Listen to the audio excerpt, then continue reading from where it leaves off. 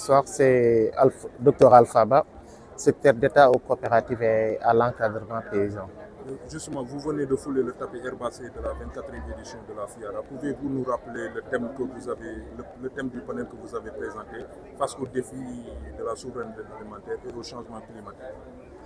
Bon, déjà avant d'entrer dans le vif du sujet, vous me permettrez de remercier les organisateurs de la FIARA et de faire une mention spéciale à tous les agents du ministère de l'Agriculture, de la Souveraineté alimentaire, de l'élevage qui sont là, mais aussi à notre partenaire, le CNCR aussi, qui est là depuis lors. Maintenant, pour notre présence aujourd'hui, c'était un moment de partage et d'échange avec les acteurs qui sont là sur quelle devrait être la place des coopératives dans la stratégie de souveraineté alimentaire, sur la question de la souveraineté alimentaire. Ce panel était important pour nous parce qu'il s'inscrit en droite ligne avec la thématique du panel, du salon, qui porte sur la question qui porte de manière globale sur les questions de changement climatique, de souveraineté alimentaire, les défis. Et nous savons que quand on parle de défis liés au changement climatique, on ne peut faire abstraction du rôle et de la place de l'homme. Et quand on dit du rôle et de la place de l'homme, cela renvoie à l'idée des coopératives aussi qui doivent jouer un rôle important sur ces questions-là.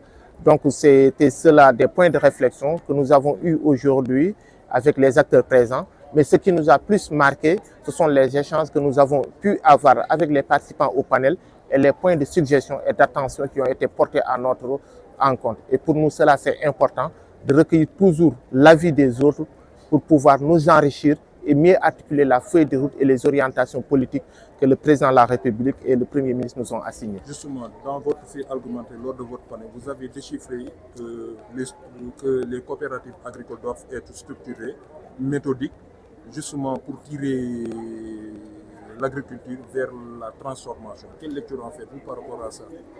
Bon, pour nous, actuellement, la politique agricole sénégalaise, il sera très difficile pour nous d'arriver aux objectifs que nous voulons, d'atteindre les objectifs que nous voulons, si les producteurs à la base ne sont pas structurés. Parce que vous n'êtes pas sans savoir. Ici, quand je parle d'agriculture, je parle au sens large.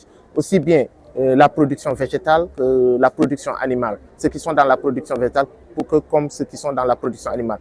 Quand vous prenez ces deux segments-là, ce qu'on peut appeler les producteurs à la base, ils constituent plus de 80%, de 85% des producteurs. Donc, on ne peut pas atteindre nos objectifs si on laisse en rade ces 85%. Raison pour laquelle il nous semble important d'accompagner ces producteurs-là, de voir comment les aider à la structuration, comment les aider à la professionnalisation, pour qu'ils puissent faire face aux défis. Parce que si on ne le fait pas, ce sont des agriculteurs et des éleveurs structurés dans d'autres pays qui vont venir envahir notre marché et tuer nos producteurs. Donc, quand je dis tuer, ici, c'est au sens de tuer la production. Donc, avant que cela n'arrive, il nous semble que c'est de la responsabilité de l'État d'accompagner ces producteurs-là à se renforcer mutuellement pour qu'ils puissent faire face aux défis internes, mais aussi faire face aux défis externes.